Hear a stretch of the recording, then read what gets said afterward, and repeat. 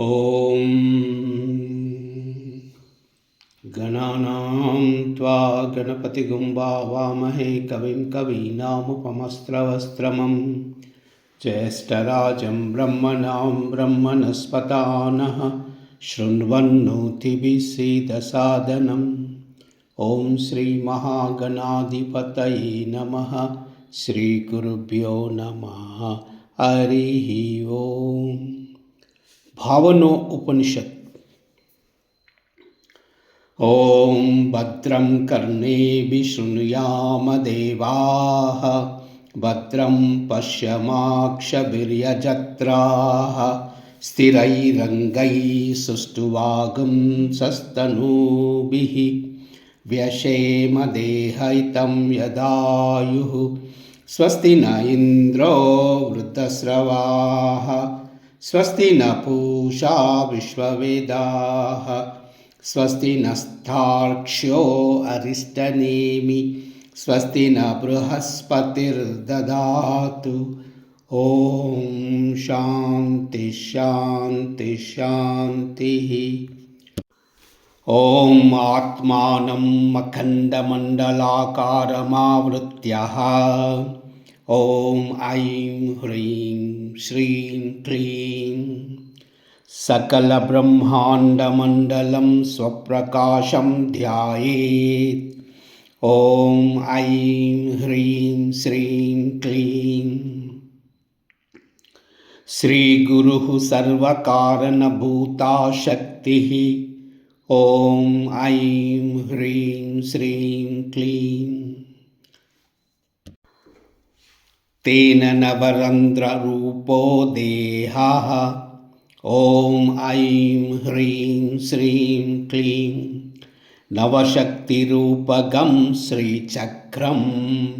ॐ ऐं ह्रीं श्रीं क्लीं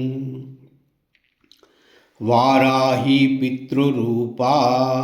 ॐ ऐं ह्रीं श्रीं क्लीं कुरुकुल्ला बलिदेवता माता। ॐ ऐं ह्रीं श्रीं क्लीं पुरुषार्धा सागरा। ॐ ऐं ह्रीं श्रीं क्लीं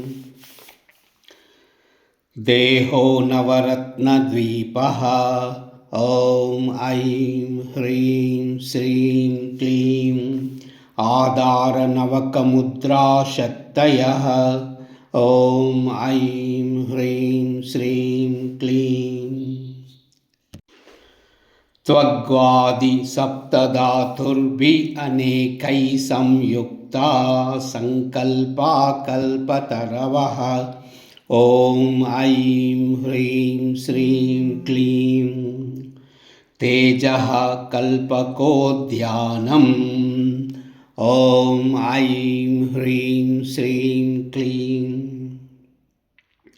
रसनया पाव्यमान मधुराम्लतिक्तकटुकशुकाय लवणभेदा षड्रसाः षड्ऋतवः। ॐ ऐं ह्रीं श्रीं क्लीं क्रियाशक्तिः पीठम्। ॐ ऐं ह्रीं श्रीं क्लीं कुण्डलिनी ज्ञानशक्तिर्गृहम्।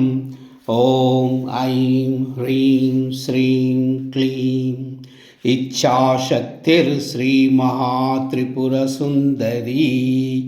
ॐ ऐं ह्रीं श्रीं क्लीं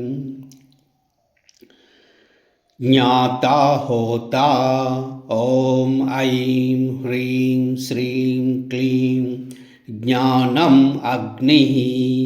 ॐ ऐं ह्रीं श्रीं क्लीं ज्ञेयं हविः।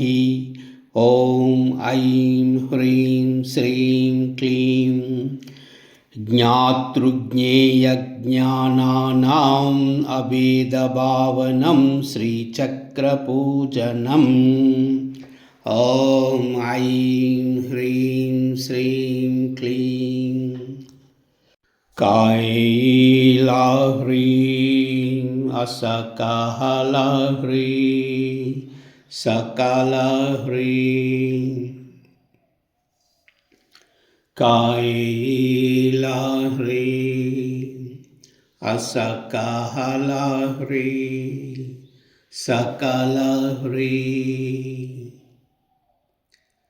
कायला ह्रीं असकाला ह्रीं सकला ह्रीं.